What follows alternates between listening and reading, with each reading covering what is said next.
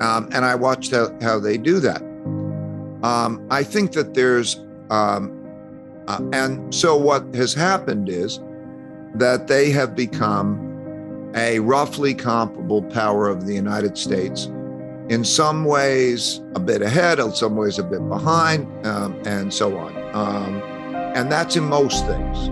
Okay, if that list of 18, if I was going to go down that list, yes, and I would say, okay, do they have better educated people than we do? Well, it depends on what, it almost goes, it depends. Are we talking about public education? Are we talking on average? Did they have more? Whatever. If you talk about military, it depends. Is it in that region? Is it of that type? Or is it another type or something? But it's comparable. If you talk about technology, okay. When I first went to China, I would give $10 calculators to people, and they thought they were miracle devices. Wow. Now, if you take it in artificial intelligence and most technologies, there depends on the one. There may be ahead in some and not. So what that means is that they've come up to be a leading competitive power. There's no other competitive power like that. Now, a lot of countries now, which is scary, are roughly comparable in military, meaning if you have a war, if we have a war with Russia, it's not like the United States is militarily dominant or so. And more countries have become that way. We spend more, and we have bases in 70 countries, but at the same time, that means we're overextended or extended. And it doesn't mean that you'd win a war. If there was a war in Europe, everybody'd be a loser. And there are different types of wars, cyber wars, as well as military wars and the like. Okay. So what we're now having is a situation where there is that rivalry that could be good, healthy confrontation. However, history has shown when you deal with who's going to set the rules of the game, there might be disagreements. And if there are disagreements, how are they resolved? Like the trade dispute. It's not like we both sides took it to the World Trade Organization and say, we're going to plead our cases and then you make a decision. They didn't even think about that, right? They go to, I'm going to do this if you do this. And that's where we are, sort of. So the world is breaking up into these parts where there are two sides, kind of like, if you look at World War II, by way of example, there are the Allied powers and the Axis powers, and then they're in Europe and in Asia. And there are different alliances in Europe than there are in Asia, because each has their own interests. And it's developing that way. So when you take the Ukraine and you look at the Ukraine and that's more aligned with the other side, let's call it the Axis powers, which are the challengers to the United States and to some extent the NATO powers. And you have that conflict, and you could see in a number of statistics or actions how the sides are lining up. Like, for example, when they just ask, are you going to apply the sanctions or not? Are you going to do this and that? In the United Nations, did you vote against Russia or not? And so on. And you could see all those things, and you could see how the sides line up. For example, India lined up with Russia. And so you could see how this is lining up. And you could see that we're coming into this. There's no conversations and communications that's even polite between the two countries right now, on those things. And that's where we are. And if you look at history, that's a dangerous place to be. I'm curious about the mindset of making money. And there's a massive wealth gap. There are people who are making money, and some that seem to be making more and more money, and others that are always seem to be stuck in the ability to make money, to save money, to invest money. They always seem kind of trapped in not making it. What would you say is the mindset that wealthy people have around making it and growing their money for them versus the mindset of people that stay stuck in not making it?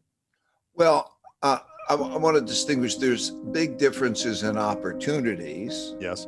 So let's say, supposing you have two people of comparable opportunities. Yes. And then they were going to do that. Yep. Okay.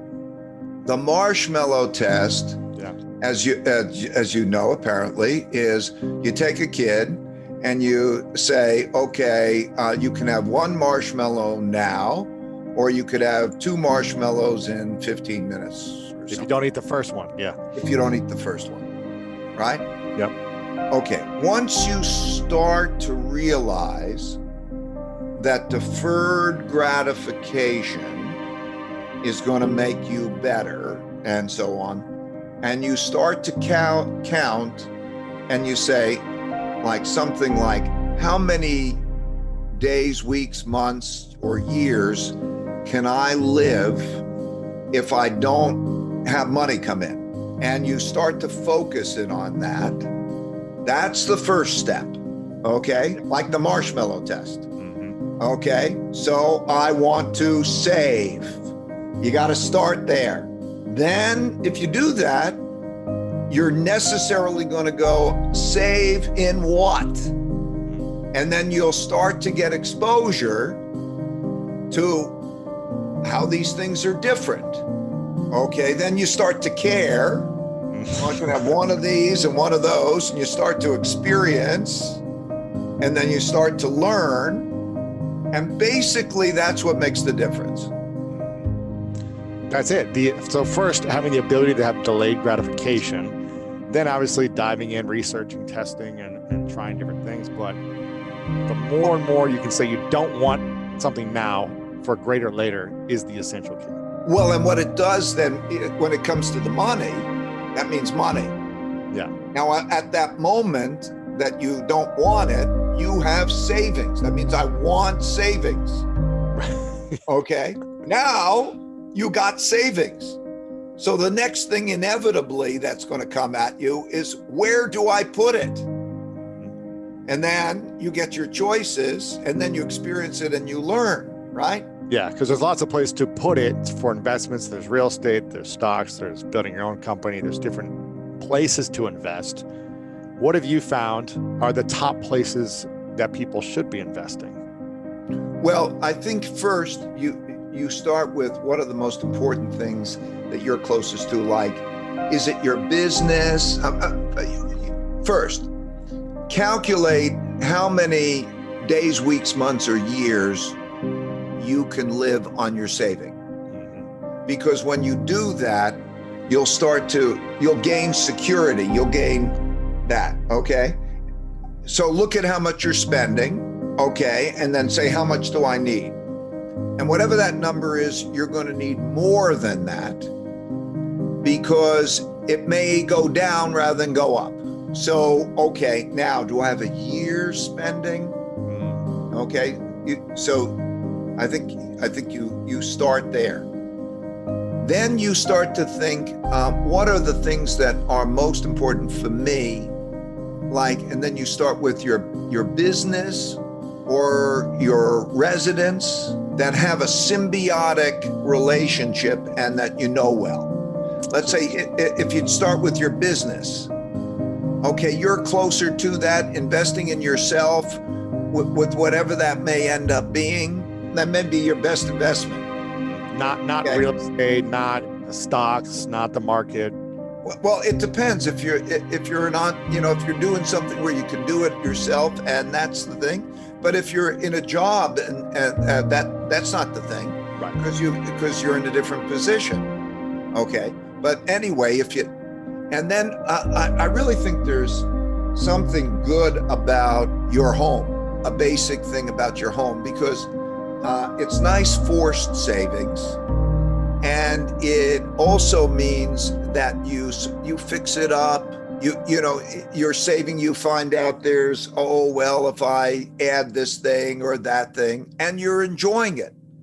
So when you're enjoying it and you're controlling it and it's yours and so on, That's pretty good. And if they keep mortgage tax deductions and so on, there might be some benefits to it also. Okay. But that's not a black and white answer.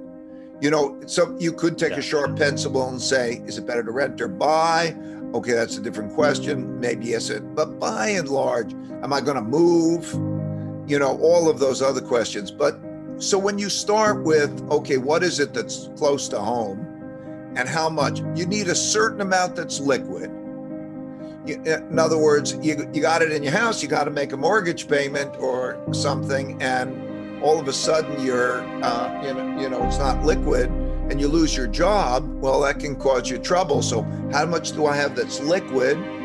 How much do I have that's not liquid? Okay. And you start to get those things right. Okay. I've got enough liquid. I got enough, okay, not liquid in those other things. Okay. Pretty soon you're getting yourself in good shape. Yeah. You do those things, you're pretty much in good shape. And then you're also having some experiences, and then you go beyond that, and then so you start to, okay, what's a stock? What's a bond? And then, you learn through experiences. I learned through my experiences. I started when I was a kid, 12. I used to caddy, and I took my caddying money and I put it in the stock market. And I was lucky. What happened to me, by the way, is I took my caddying money and I bought the only company that I ever heard of that was selling for less than $5 a share. And I thought I was really dumb. I thought I'll buy more shares, so if it goes up, I'll make more money. And it was the only company. It was a company that was about to go broke, but some other company acquired it, and it tripled. And I thought, this is an easy game. And I like it, easy money. So, but you experiment and you learn. Can we start with kind of this first principle that you've been talking about and what we should be aware of that's coming? Sure. To put that in context, before we get into the cash part, I'm a global macro investor, and economics, markets, and politics and geopolitics all matter. And there were three things that are happening. You pointed them out. Three things that are happening in our lifetimes that never happened in my lifetime or our lifetimes, and that I learned before I had to study past periods. And those three things, as you point out, are the creation of a lot of debt and money. The second is the amount of internal conflict that we're having over money and values and what that's like. And the third is the changing world order with countries like China and Russia competing with the United States in a way that didn't exist before. So back to the point that you're making about that money, it's a basic thing. Everybody agrees we need more money and we need more spending. But if you spend more than you earn,